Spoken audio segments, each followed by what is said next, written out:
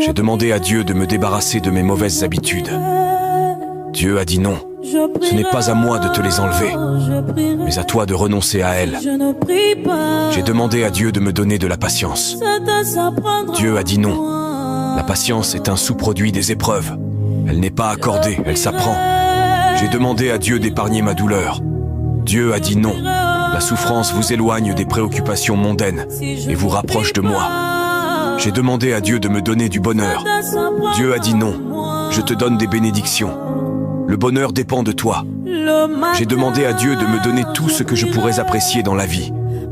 Dieu a dit non. Je te donnerai la vie pour que tu puisses apprécier toutes choses. J'ai demandé à Dieu de m'aider à aimer les autres autant qu'ils m'aiment.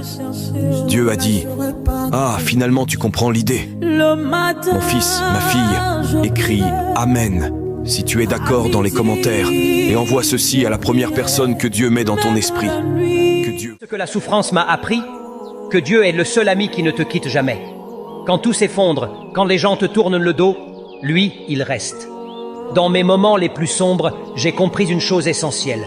Même en silence, il m'écoute. La souffrance a une étrange façon de te révéler les vérités de la vie.